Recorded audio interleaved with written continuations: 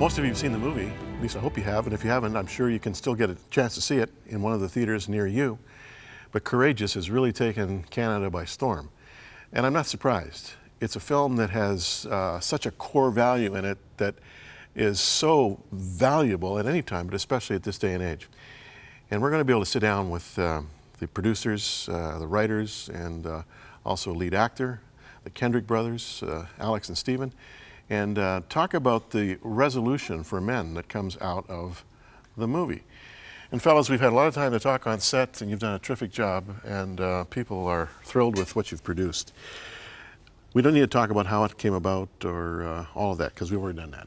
Right. I want to get into this resolution. First of all, at what point in the creative process did the two of you guys look at each other and say, you know what, we need to come up with a take-home. We need something for men to hang up on their wall, to sign before their wives. In the movie, it's in a kind of a ceremony. When did that idea evolve? Well, as we prayed about it, we knew that there needed to be an action point. When we looked at Joshua 24:15, Joshua is calling the men to action. He's saying, make a decision today. Choose today whom you will serve. The gods your forefathers served, or the God of creation. And then he goes on to say, as for me and my house, we'll serve the Lord. In other words, he's saying, man up and step up and make a decision. You're going back and forth, and you're in this lukewarm. Stephen and I joke about operating at the highest level of mediocrity. That's what they were doing. Right. So when we looked at, well, what does Scripture say a man and a father is supposed to do? And so we started going through Scripture and wrote this resolution. And it went through many drafts, but what it boiled down to is specifically what God calls men to do. Okay, now it starts out by saying, I do solemnly, and of course it should be solemn, resolve before God. You see this essentially as a kind of a covenant, a pact with the Almighty. Absolutely. Which is pretty sobering. Well, we take so seriously our marriage vows, and we should. And a couple stands before God in the world, and they say, I'm going to love you and covenant with you for the rest of my life.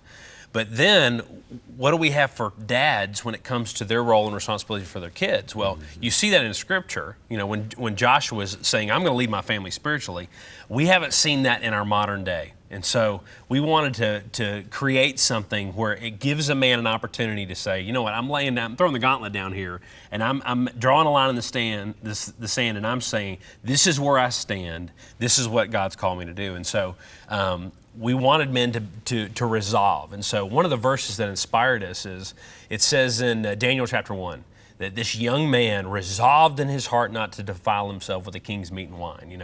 He had heard the commands of God growing up, and now he's put in an environment and asked to disobey God. And he said, I can't do that. I'm resolving in my heart that this is the direction I'm going to go. And then you see his request, his appeal before the Prince of Eunuchs, those kind of things. Well, you see that in Joshua's life, and we're thinking, what happens in a man when he really makes his mind up? Not when he just says, I'm thinking about doing this, or I want to do this, or I know I need to be a better dad. What happens in a man when his heart resolves? And so the Bible uses the word steadfast. Every time the Scripture uses the word steadfast, it's a picture of a man, or a woman for that matter, standing up, making a commitment, locking in, and moving forward. And the psalmist said, my heart is steadfast, O Lord. I will trust in you. And so we wanted men to be as steadfast as Joshua. And really, this is what's impacted our home and our family. Our dad resolved, made a change, that he was going to lead our family spiritually. Now, this resolution your father made, Alex, was this something he told you about, or was this something you just kind of watched him in action and assumed he had made? Well, we certainly saw it in action, but it wasn't until we were older, I would say late teen years, that he told us the story of realizing the damage and the emotional scars, spiritual scars that his father had on his family. Now, his father got right with God late in his life, but it was in my dad's formative years that he went through so much emotional baggage and scarring. When he was a young man in his 20s, he said, this is not going to go to the next generation. I don't want this junk in my life. So he tells us the story of kneeling down by a creek, and he picked up some rocks, and he said, God, I'm keeping these, but I'm making my decision now, my resolve, if you will, now.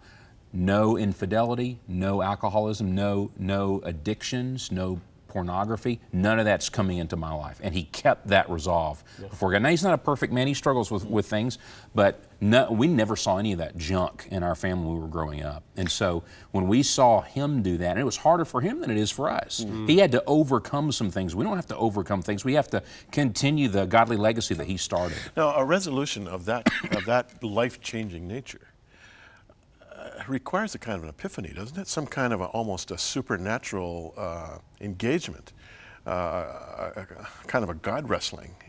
Absolutely. And so I'm wondering, the resolution is great, but a guy to sign this thing and to keep it, he's going to have to really have a sense of a compact with the Lord, right? Well, and in the movie Courageous, you see that. You see Adam wrestling with Scripture, and you see him resolving, I have to do this. You know, when you see the what he goes through, the trauma that he goes through in the movie, he says, I have to do this. I have to redeem the time. You know, our dad used the phrase with us, you start where you are and you go forward as fast as you can. Right. And we heard that over and over growing up. You start where you are and you go forward as fast as you can. Well, Adam in the movie, you see him. He can't go to the past. He can't go back in time, but he can start where he is. And so he says, this is what I'm going to do.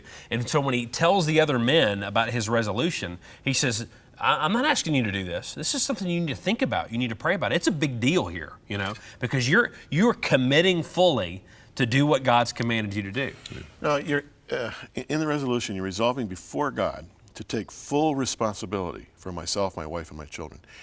Now, full responsibility for my personal choices, my priorities, for the stewardship of my resources, of my wife, of my sex life, of my kids. Full responsibility is a word that is out of currency. Right. Unfortunately, that's like in our culture, men are portrayed as doofuses. That's right. That's right. You know, we're kind of idiots. All the commercials make fun of guys. But we're allowing that to happen. Well, yeah, we are allowing it to happen. So to take full responsibility at this stage in our cultural evolution is counterculture. Yes, it is. You know, but if a man is a man of integrity, if he is taking responsibility, no matter what people call him, if it's not true, it's not going to carry weight. And so if our culture keeps that standard and men rise up and say, this is the standard and this is how I will live. And by the way, we all need accountability. There's not one man that can do it on his own. And it's not to say that we will never make mistakes. Scripture says a righteous man falls 7 times and gets right back up. Right. So we know that to keep a resolution like this, even though it's biblical, we're not relying on our own strength. We are relying on a heart that is steadfast to do what God's called us to do. Because men have abdicated for so long, the women have kind of filled the gap. What happens when a guy makes a resolution like this? Is he going to have turf wars with his wife? Is she going to let him take full responsibility? Some men will, I think so. And the analogy that we've used is that many men don't realize that God has placed them in the driver's seat of their marriage and of their family and has called them to be the leaders, and they don't realize it, and they've fallen asleep at the wheel. And what's happened is their wives, out of necessity in order to survive, are reaching over and they've grabbed the wheel just to keep the family going, you know. And so the spiritual leadership is on the wife, you know. Keep taking the kids to church is on the wife. Leading the home is on the wife. So much is being put on her. And there's so many women that are worn out, they're stressed out, they're trying to be a mom and a dad, you know, they're trying to fulfill their roles and the father's roles. And many of them we found are praying and they're saying, God, would you please wake up my husband? You know, would you please rescue me in this situation? And so part of what we wanted to do with Courageous and with the resolution is to wake men up and say, you have an incredible privilege that God has given you. We want you to grab a hold of that steering wheel again and say, sweetheart, I've got it now. You know, you tell the kids I'm on it now. You know, I'm going to be taking care of our family. I'm going to be protecting you, providing for you, not just providing for you physically, but providing for you spiritually, nourishing, leading the home. It would change the world if in every home men would step up. There are so many women that it would be like the biggest breath of fresh air. This is what they've been longing for years to happen. Yeah. The resolution for men is the book, and the resolution for women as well. Here's how you can get it. I want to know what God expects of me. The Resolution for Men by Stephen and Alex Kendricks strategically inspires men to reconcile with their past, re-engage in their present, and move forward with a bold resolution for the future. The Resolution for Women by Priscilla Schirer challenges all women to be intentional about thriving in God's calling on their lives, to bless and change things in their world for the better.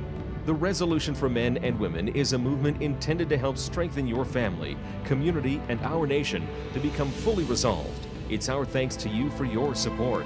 We invite you today to become a Crossroads Foundation member with a monthly pledge of $30, a Builder member at $60 a month, or a Crossroads Council member at $100 per month. We would like to send you a copy of one or both of these books. Please call 1-888-288-0003 with your membership pledge or special gift. You can also write us or visit crossroads.ca.